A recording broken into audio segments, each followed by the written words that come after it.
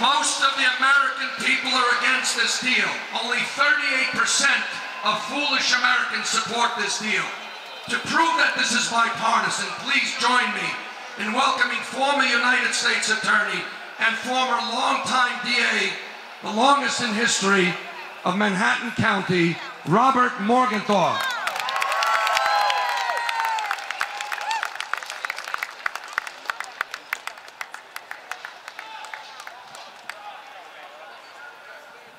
Please give Mr. Morganthau, God bless him, heir to a fabulous family tradition of public service. Give him your full attention, please.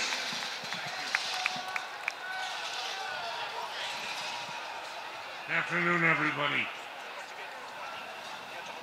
Today, America has before it a proposal that will end international sanctions against Iran. The proposal is complex, and the negotiations have been tortured.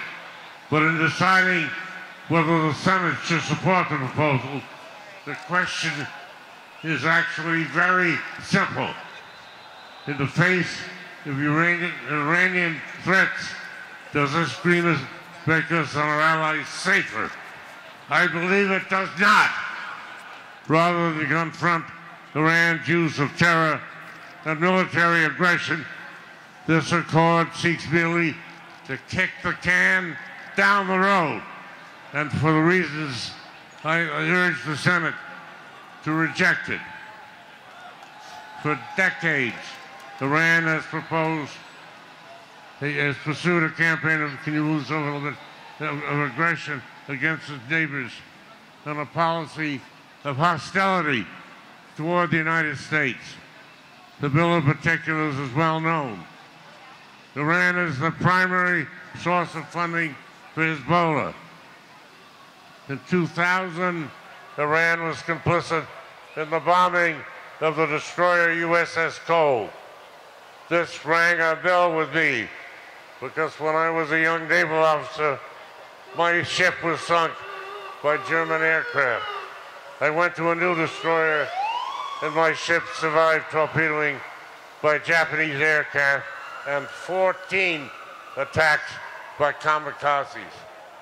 In Iraq, Iran provided explosive devices to insurgents to kill American soldiers.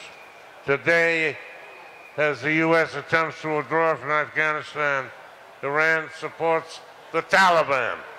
And of course, for many years, Iran, under the guise of developing a nuclear power capacity, has in fact been racing to develop an atomic bomb. In response to these threats, major powers have imposed major economic sanctions against Iran. Sanctions that froze billions of dollars of Iran's assets. It was not any desire for peace that drove Iran to the negotiating table. It was those sanctions, and now the administration favors a deal that would end those sanctions in exchange for Iran's promise to scale back its nuclear capabilities. There are two problems with that proposal. First, it doesn't go far enough to protect the world against the eventuality of a nuclear Iran. But secondly, the proposal would end the sanctions with no promise that Iran would cease sponsoring terrorism around the world. Perhaps even more alarming, though, are the provisions built into this agreement that would afford Iran the ability to continue its policies of aggression against its neighbors and terrorism around the world. The deal would lift the United Nations ban on Iran buying and even selling weapons after just 5 years. And after 8 years, the UN sanctions on ballistic missiles would be lifted. Meanwhile, the proposal would give Iran access to $150 billion, $150 billion in frozen assets. That provision is particularly galling. Over the years, survivors of Americans murdered in Iran's terrorist acts have sued Iran and often won large judgments. Iran refused to pay. I fail to see the logic in returning those embargoed funds without first requiring Iran to make good on the debts it owes to those survivors. Even the administration worries that some of those billions would go towards sponsoring terrorism. What the State Department euphemistically calls destabilizing actions. This is not only a strategic issue, but a moral one. Until Iran renounces terrorism, we cannot release those funds. Neither side to the deal predicts that it will reduce Iran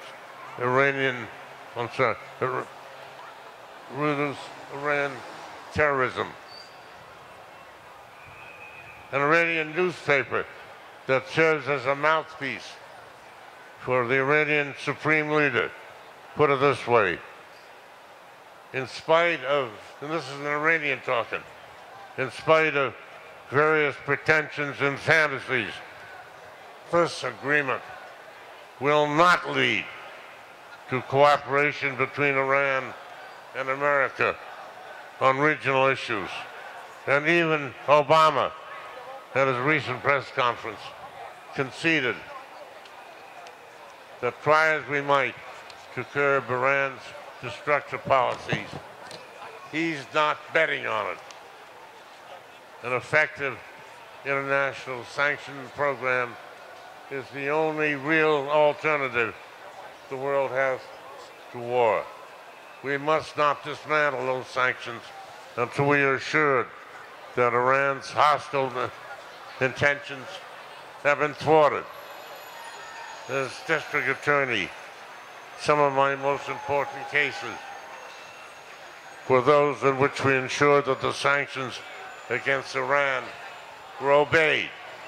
I took on those cases because I believe the sanctions were crucial to prevent Iran from spreading even wider mayhem. We should keep those sanctions in place so long as Iran threatens the survival of its nations and sponsors terrorism around the world. Near the end of his life, President John F. Kennedy delivered a speech in which he told Americans of the hope for peace that he saw.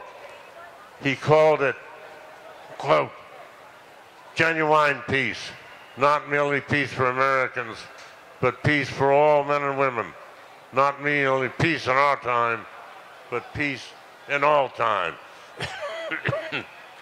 This proposal does just the opposite. It provides for temporary restrictions on nuclear aggression while largely ignoring the immediate threats of terrorism and war by proxy nations. It leaves to the next generation a problem that will only grow in urgency and complexity. I believe that history teaches us one overriding lesson, that in the face of great evil, all people of goodwill must unite to oppose it. I urge the Senate not to kick the can down the road, but to tell our negotiators and our allies to maintain the sanctions and negotiate a real peace, a peace not only in our time, but a peace in all time. Thank you for your support. God bless Bob Morganthau. We thank you.